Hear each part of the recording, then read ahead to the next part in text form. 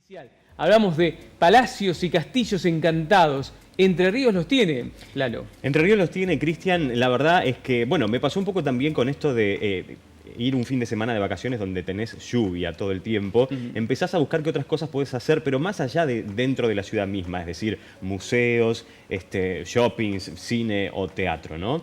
Digamos, la provincia tiene, por suerte, algunos atractivos, y lo bueno que tiene de estos que vamos a contar ahora, que son en principio 4, entre castillos, palacios y estancias históricas, es que están todas de un mismo lado, en la costa del Uruguay. En este caso, en este informe, sobre todo para poder incentivar a la gente a recorrerlos, si bien también hay otros. No podemos no comenzar por el Castillo San Carlos. Claro, Concordia. En Concordia, el Castillo San Carlos, para los que no conocen, pero lo que tiene de bueno el Castillo San Carlos, que pertenecía, que tenemos algunas imágenes por ahí, a la familia de Machi, o de Machi, como le decían, una familia francesa. Ellos vinieron y construyeron y trajeron en barco todo lo que querían, todos los elementos con los que, y materiales con los que construyeron este castillo. Duró 2 años nada más la construcción, y ellos habitaron nada más que 3 años este castillo y desaparecieron de la ciudad de Concordia misteriosamente.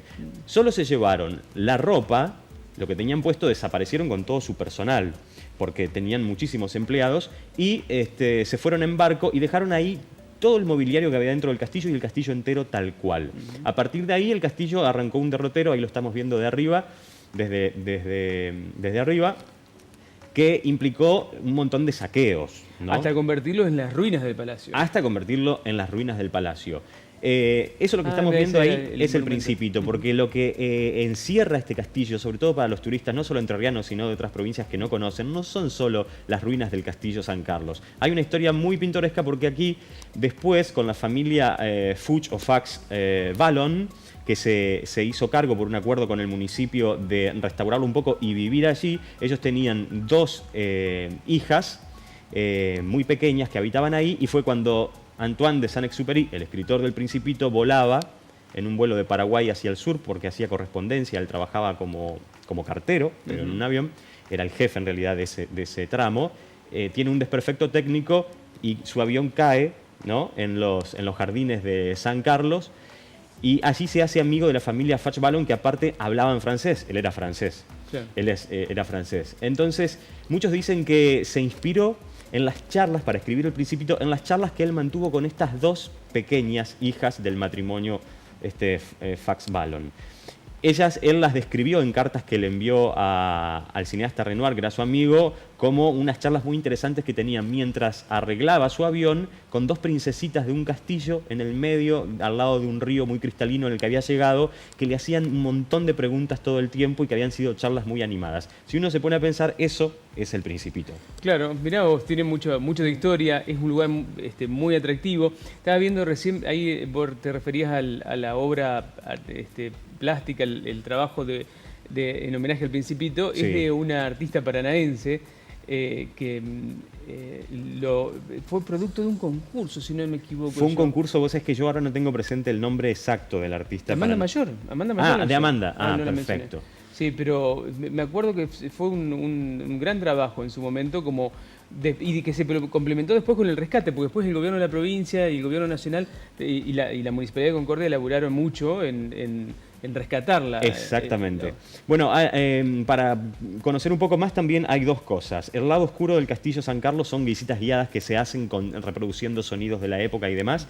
Hay un libro muy lindo que yo no sé ahora si se puede conseguir, pero fue de una autora concordiense que se llama Las cartas de Madame Beck, fechadas en San Carlos, y ella, a través de investigaciones históricas, lo que hace es crear cartas ficticias, pero con muchos datos bastante reales, que le enviaba la cocinera y ama de llaves del Castillo San Carlos por barco a su hermana que había quedado en Francia. ¿Al castillo se puede ir cualquier día, en cualquier momento? Al castillo se puede ir cualquier día, en cualquier momento. Es el Parque San Carlos, claro, dentro de los cuales hay avistaje de aves, un parque botánico, y el castillo es libre y gratuito, y se puede ir en el verano entre las 9 y las 12 del mediodía y a partir de las 5 de la tarde hasta la noche. A ver, otro. El Palacio, ya que estamos en Concordia, Arruabarrena. Oh, claro. El Palacio Arruabarrena tiene una historia muy linda también, porque en realidad es don Arruabarrena, que había viajado, ahí lo estamos viendo, hoy es la sede del Museo Regional de Concordia, tiene visitas guiadas y tiene acceso gratuito también.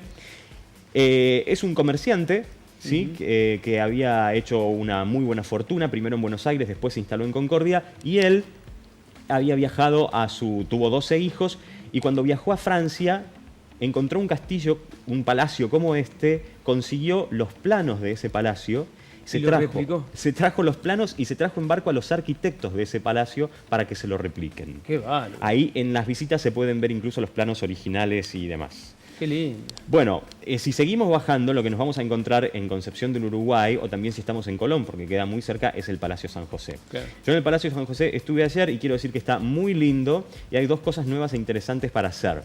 En el Palacio San José lo que podemos hacer es ir los viernes de noche, no vale la pena contar demasiado porque es bastante conocido, pero lo que podemos hacer es ir los viernes y participar, ahí estamos viendo parte de los salones principales del palacio por dentro, participar de las visitas secretos de alcoba. ¿Todos los viernes es? Todos los viernes de noche de enero y febrero. ¡Ah, qué lindo!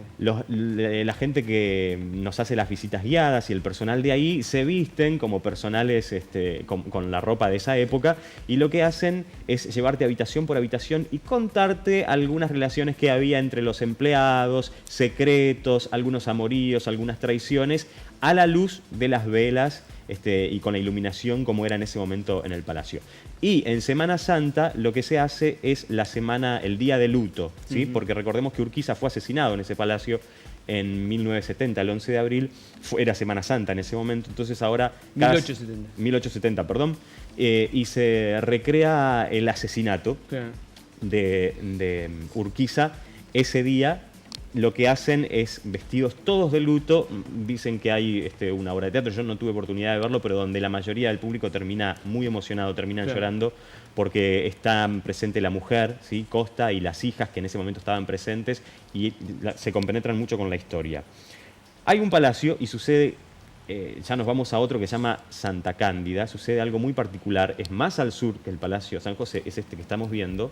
A ver, el Palacio Santa Cándida fue el saladero que construyó Urquiza después del Palacio San José.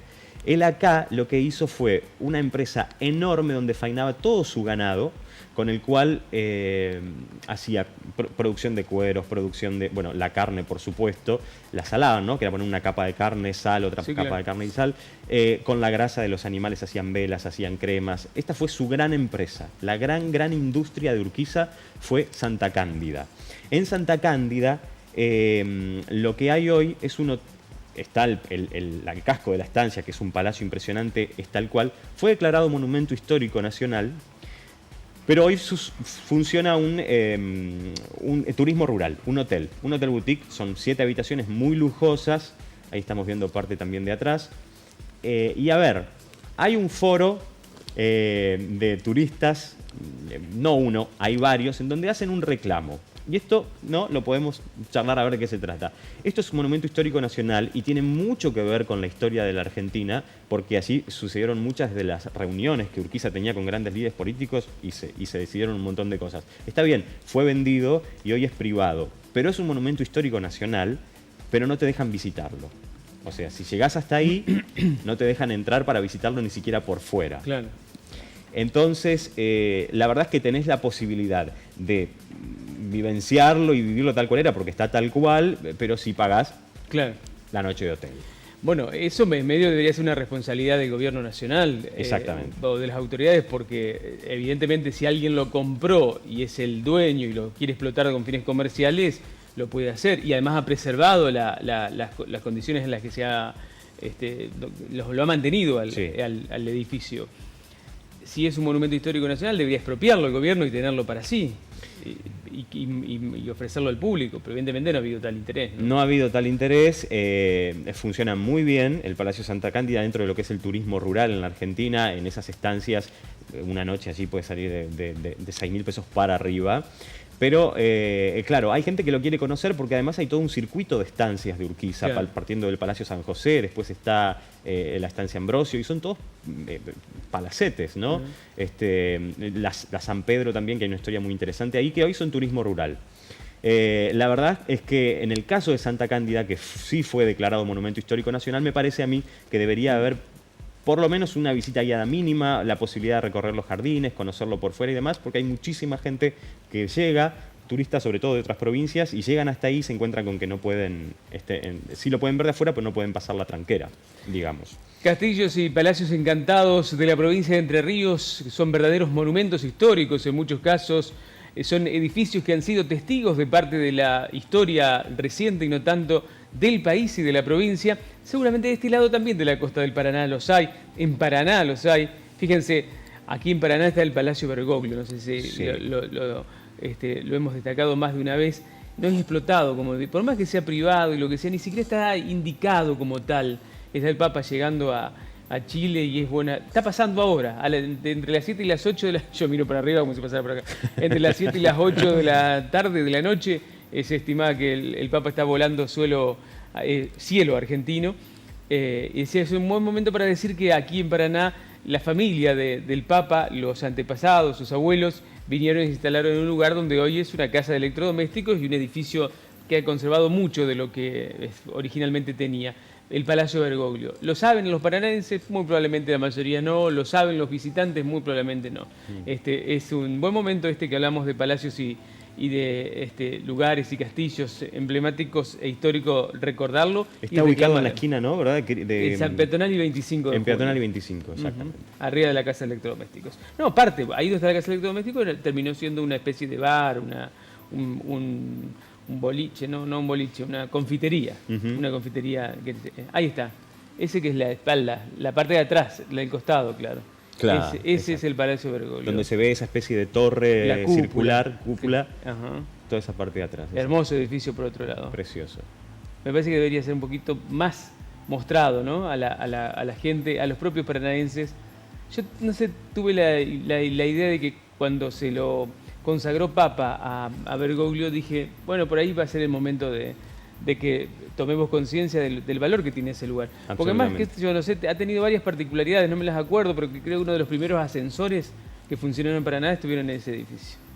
Claro, creo que hoy forma parte un poco, al formar parte de la historia del Papa, ya es un lugar de interés, diría, mundial. Sí, totalmente. Sí. Yo, no hace mucho tiempo vinieron de la televisión europea a mostrar y a recorrer esos lugares. Seguramente hay